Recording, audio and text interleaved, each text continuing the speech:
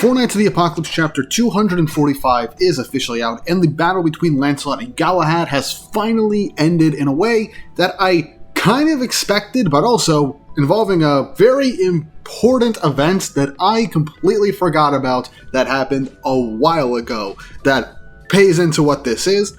And we get to see what exactly happened when Cath attacked the Cameliard caravan that was going back to their kingdom that we learned at the end of the last chapter. And we finally learned what Galahad's actual abilities are, and seemingly the misunderstanding has finally come to its end. So this section of the story has reached its conclusion seemingly, and we're getting ready to jump into the very next arc. And I am still incredibly curious as to how things are going to progress going forward. But before we jump into the video, if you want to see more of me outside of this channel, go and check out my second channel, GW Comics, where I talk about comic books and comic book related topics. It's a lot of fun, it's a passion project, and I'd really appreciate it if you guys go check it out whenever you get the chance. Link to that will be in the description down below. So let's just jump right into the chapter without any delay. Chapter 245 of Four Knights of the Apocalypse, titled The Trial of the Beast. And the cover image is of Galahad with his sword, and honestly, it is a pretty standard cover image with just the character on one end and the title of the series on the other. Not much else to say. It's a pretty nice image, but nothing to write home about. So the chapter begins right in the literal carnage that happened due to Cath when he attacked the people of Cameliard. We see literal, piles of decapitated heads on the ground, people skewered on trees, it is a horror show. And we see Hauser and Gother are on the scene, and Hauser goes on to say that kids, adults, young, old, everybody, no one was spared really from what this monster did, with Gother confirming that this was Cath, and he's surprised that even though Cath was alive, that he acted in this way so quickly. Because literally, the battle literally ended, at this point, a little over a day ago in universe, so Cath should still have been hit by literally the Nightmare Teller 7 Deadly Sins combo of him having to remember and feel the pain and humiliation and fear of the battle against the sins that he literally just got his ass beat from. So, for all we know, this is like a trauma response, and he's just not like, oh, I'm not gonna act against Leonis and the sins, I'm gonna go against Cameliard, this other kingdom, and that's probably like some kind of loophole to the ability. Or he was just going off of pure instinct for all we know. We don't fully know what went through Cath's head at that moment, but there is a hint of it. And it's even worse considering that the citizens of Cameliard were going back to their home kingdom after being gone for 2 years. So that is a crazy thing. Instead, a random knight comes over and calls over to Hauser and Gother for a status report, and there is a total of 7,000 people dead, including the king of the kingdom, which is a lot. Effectively, within a day, Cameliard got wiped out, and they literally basically had no defenses against Cath, which, even if they did have some Holy Knights of Leonis, they would need the sins to help out, so they were defenseless against him. And even Gother is wondering if this is retaliation for the defeat, or if there was some other goal. And apparently there were some survivors of the assault, according to this other knight, saying that the way Cath was attacking everybody and struck them, it was as if he was looking for something, which Hauser and Gother are concerned by, and they're wondering if Lancelot's group was informed of this, as they're being told that On went and contacted them like they did last chapter. So the fact that Cath was quote-unquote seemingly looking for something, obviously it's Guinevere, because we all know she still has her Kaleidoscope Future Sight ability, so Cath would definitely need that. And if he was able to get access from that ability to begin with, he probably would have been able to foresee the Sin's assault on him and everything that might have occurred if things were going a similar way to Guinevere's original vision at the start of the time skip. Now then, you might be asking, well, why didn't he use his ability beforehand? Why didn't he make her tell him the future like she seemingly did when he first basically kidnapped her? Well, he was still playing the role of King Arthur. Yes, he was relatively more evil in considering that, but Guinevere still thought it was Arthur, and so to keep up appearances for the citizens and to make his overall revenge more sweeter at the end of the day when he finally wiped out everybody that had faith in him, thinking that he was the real Arthur, Cath just played up the whole act, and so he never forced anything for Guinevere's abilities. But now, all bets are off. I wouldn't be surprised if he used the power of chaos to brainwash Guinevere to tell him everything about the future. Because from what we can tell, things are drastically different from Guinevere's original vision from what we can tell. So this could very well be a massive alteration for the future. Because we saw what he did to the Four Perils. Yeah, they were quote-unquote willing, according to what happened previously. We don't know the full circumstances with Worldane. However, yeah, if Guinevere is forced with the power of chaos, she'll basically become his personal fortune teller on what happened in the future before he rebuilds his strength, potentially a new chaos army with the remnants of Camelot that had no idea about Cath to begin with and then go to Leonis. So there is still a relative threat there, especially with Cath needing the power of Kaleidoscope to help him in his future attacks against the Four Knights, the Sins, and Leonis, everything, so he can destroy everyone and everything. So there is still that issue of a threat that could occur if he preps enough. But back to the chapter. Ann is scolding everybody, saying, hey, are you guys listening? Come back to Leonis right now. You guys already met Merlin and got her secret plans, right? So you better get yourself over right now. And so Percival saying, okay, yeah, we did get everything. But then Cardiez and Lohengrin off screen refer to Galahad as the vice captain of the Holy Knights, obviously accidentally saying future knowledge, as Ann is looking over as she's frustratingly embarrassed someone would call her a vice captain. But then she sees Lohengrin and Cardiez kind of peeking behind Percival.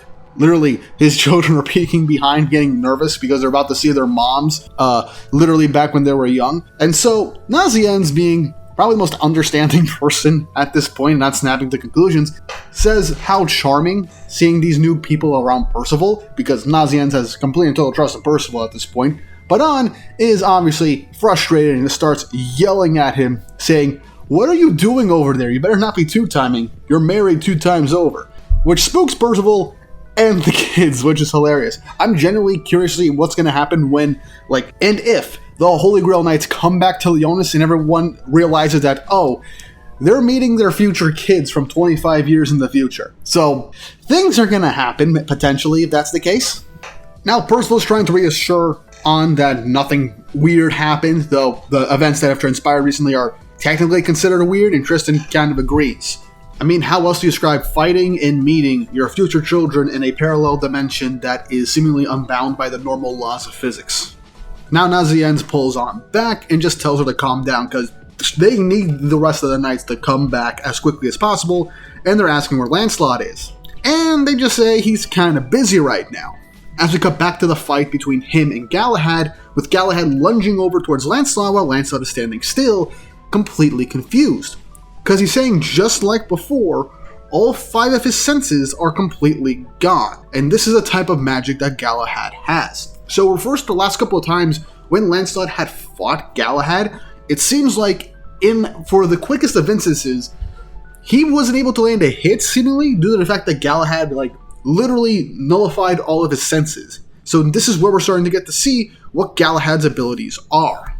Galahad closes the distance on Lancelot as he tries to behead him, but Lancelot dodges out of the way just in the nick of time. And Galahad even mentions that the reason Lancelot managed to dodge out of the way was because he knows Galahad's attack range and managed to dodge the strike out of pure intuition. But Galahad turns around and manages to land a solid kick on Lancelot's face, knocking him back. And Galahad says that right now, this is how things are going to end. And then realizes that Lancelot can't hear him right now, as he just, for the sake of bragging, I guess, just announces what his magic ability is, saying that it's called sense blocking, and it literally nullifies hearing, sight, taste, smell, and just general feeling all at once. So literally all the 5 senses, when it comes to just a person, is completely nullified in Galahad's presence when he initiates it. So that is a really devastating ability when you're fighting somebody, because if they can't rely on any of their 5 senses, then they are genuinely screwed, unless they're as battle-hardened and as intuitive as Lancelot is. So basically almost anybody that could fight him will genuinely lose because they can't rely on their senses. You could probably argue, since this is a magical world, you can sense people based off of magic, and I think Lancelot is probably somewhat doing that subconsciously and might end up going that route. But either way, that is generally the only real reason. And this does kind of remind me of the battle between Urza and Kyoka in the Tartarus arc of Fairy Tail, where all of Urza's senses were nullified except for her sense of pain that was amplified to the degree where a literal brush of wind can feel like thousands of knives just slashing at her. So like, this is something similar, and it's really interesting to see. Also, if you're watching this and you're a Fairy Tail fan, I make Fairy Tail content every week, so go and check those out as well when you get the chance. Thank you very much. But anyway, Galahad says that right now, Lancelot's pretty lucky, because he's not going to be able to feel any pain at all and not understand what the heck is going on as he is getting beaten to death without realizing anything what's happening. And all he can feel is the fear of death closing in on him. So Galahad begins to walk towards him, saying it's too bad that with that amount of talent, he'd cut it as a Knight of the Holy Grail. But his luck ran out once he impersonated Lancelot's strongest knight in all of Camelot. But Lancelot says, again, you'll admit I'm me if I beat you. And Lancelot disappears from Galahad's sight, as he's incredibly confused as to what the heck just happened. But Lancelot is talking to him through his head, telepathically. Again, has Lancelot done this before? I think he has. I know he can listen into people's thoughts initially. I just don't know. I didn't know that he could actually telepathically communicate with people. Let me know in the comments if he has done this before, because I genuinely do not remember him being able to do this previously. Because I think he is part fairy, so I wouldn't be surprised that this is an ability of theirs as well. But I think I saw King do this at one point with Nazianz during the battle against Kath. So I wasn't sure if Lancelot was able to do this. But anyway, we get this beautiful panel of Lancelot behind Galahad as he initiated Zero Sign. Once more, utilizing the ability that he trained and learned from Bond. As Lancelot says, you're never going to see or sense me again. And this is a really cool parallel from the last chapter where Galahad initiated his magic ability, where it's a blacked out silhouetted panel that it just has the white outlines of everything around it, and Lancelot's the only one with detail. It is a really nice sense of the fact that Lancelot is basically technically outside of the purview of reality. That is how it is viewed. He has nullified his, decreased his sense and magic power to such a degree that he doesn't exist. I love Zero Sign. It's a really cool stealth ability, and I genuinely love every time we get a perspective shot like this. It is really damn cool. And so, Galahad is just unsure where Lancelot is, as Lancelot manages to land a blow. And again, Lancelot is still blind, deaf, and cannot feel a thing. So he's just going off of sheer instinct and, like I'm presuming, being able to sense Galahad's magical abilities. Galahad tries to slash where Lancelot hit him, but seemingly Lancelot managed to dodge and managed to land a blow on Galahad's chest. But Galahad tries to slash right where Lancelot is, as he discovers that Lancelot is able to land blows based off of sheer intuition. Galahad slashes multiple times with his blade, telling Lancelot to stop playing with him. And Lancelot says how much of a pain this is right now. He can't precisely aim at him through the killing drive alone, but his reaction speed is it's pretty high up there. And so in Lancelot's current state, he'll have to rush in and hope for a draw. That is definitely a big thing when it comes to Lancelot, because he is at a massive disadvantage. He manages to land one blow on Galahad, but Galahad lands a barrage of slashes towards Lancelot, pushing him onto the ground. And Lancelot says that what just happened to him was pathetic, and that Bond would laugh at him if he saw what just happened. But Lancelot then realizes he can feel the ground. All of his senses are back, as he then realizes that Galahad's abilities have a range to them of about 100 feet. And once he's beyond that range, Galahad can't nullify his senses anymore. And seemingly from the last chapter, he has to directly be in front of his opponent and see them for that to actually happen in order to target them. So that is definitely something. Galahad also presumes that Lancelot's Zero Sign is the same as him outside of the range, then he can't disappear anymore. But Lancelot says that's got no real restriction. And he ends up asking Galahad if he wants to keep going, or maybe save it, because Lancelot wants to fight him at full health, and besides, he doesn't have his best weaponry anyway. And Galahad takes this as us readers saying that, wait, you're trying to tell me you're playing the I wasn't actually trying all that hard card to begin with? Man, you're gonna die here, and by my hand. This pisses him off. But Lancelot is kind of telling the truth here, and we're gonna see in just a second. Percival flies down, waves him down, telling him to stop, as Percival is going to give the crystal ball with On telling them the situation because there's big trouble with Tanya, and Tristan says, man, you two look awful after that fight.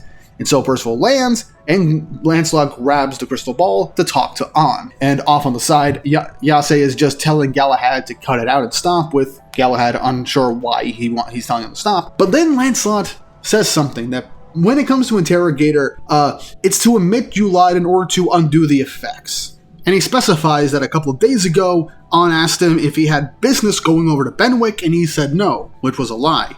And so Lancelot admits the entire truth. The reason he went back to Benwick wasn't just so he can see his parents, but it was because there was a woman that he cherished more than anything, and that he wanted to protect her at all costs. And so he needed his dad to train him even more.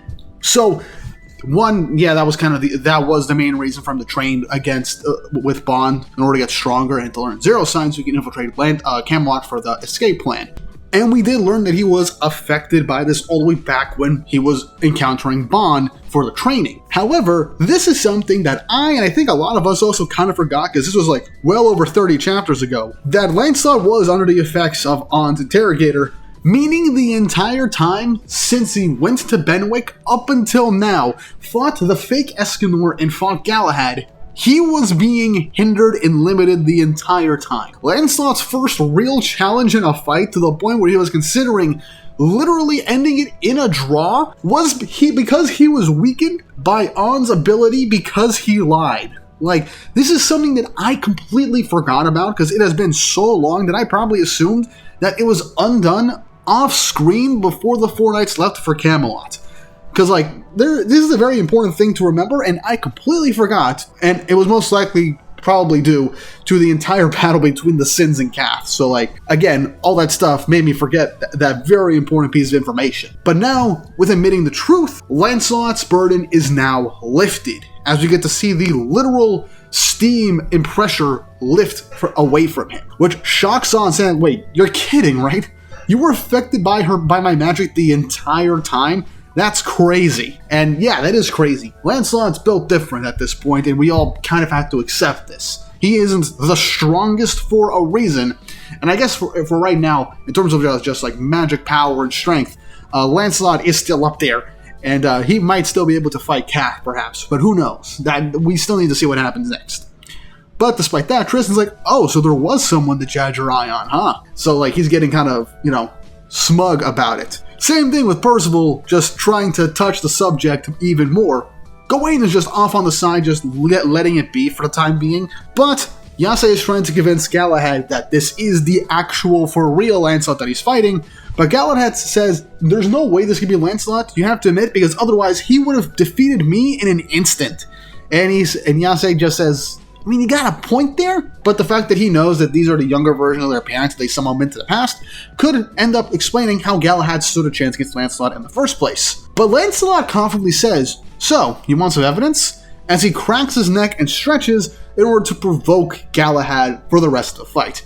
And Galahad tells him to hurry up and show me what you got then. I'm getting sick of this entire pointless exchange. But right as he raises his sword, Lancelot appears right behind Galahad, towering over him, saying that, yeah, I'm kind of tired of this too, chops Galahad's neck, and knocks him unconscious. And that ends the fight and the chapter. So, yeah, Lancelot won the fight in an instant, now that he was unhindered by An's interrogator, which is absolutely insane. While literally the ability of An's interrogator weighs people down by the weight of their lies, and they're just not being truthful with her, the fact that it was going over the entire time was just genuinely crazy. And now that was lifted, not only was Lancelot just lifted by the sheer pressure, but this actually probably made him even stronger. This could have been seen as a form of weight training, with Goku and Dragon Ball going through the gravity chamber in order to make himself stronger, to get himself adjusted to higher and higher levels of gravity pushing him down. That's literally what just happened. And that is freaking crazy. I can't believe I forgot that Lancelot was affected by Interrogator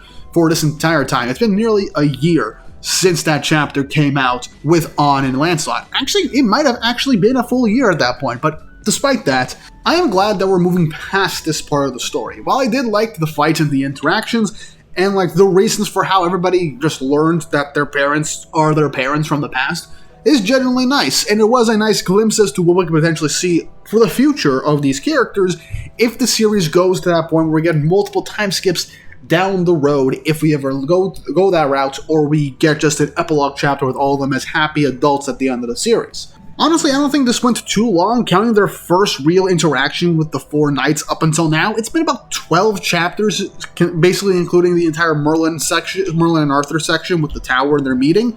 So that's like about a volume of material.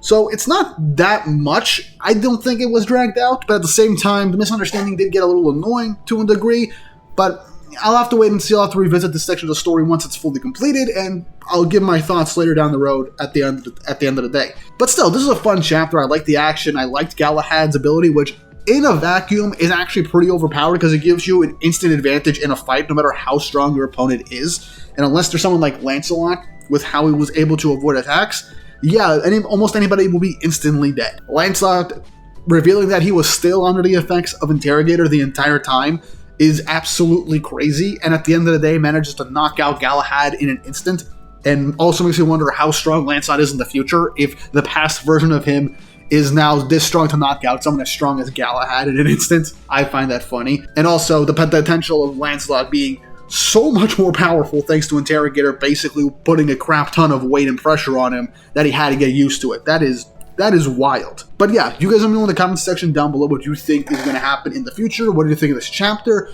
How do you think things are going to wrap up in the future? Are you glad that this section is kind of done and over with? What do you think is going to happen with Cath now that it's seemingly he was looking and maybe even acquired Guinevere for any sinister future plans? And how do you think the story in and of itself is going to advance at this point? Because I still got no idea with the role of the Holy Grail Knights in the story right now. Let me know your thoughts, and if you haven't already, don't forget to like and subscribe and hit the notification bell for updates on future videos. Really helps, and it shows you guys enjoy the content I make here on the channel and shows you want to see more. And if you want to support the channel more directly, go and check out my Patreon, link in the description. I'm going to start doing a monthly manga chapter review of a bunch of chapters from one particular series every single month, and I'm planning on doing reaction content for anime on there as well for you guys to enjoy extra content outside of the channel involving anime and manga. And you'll also get the link to my Patreon-only Discord server when you become a member. So please check it out whenever you get the chance. Link in the description. And with all that said and done, I hope you all have an awesome day.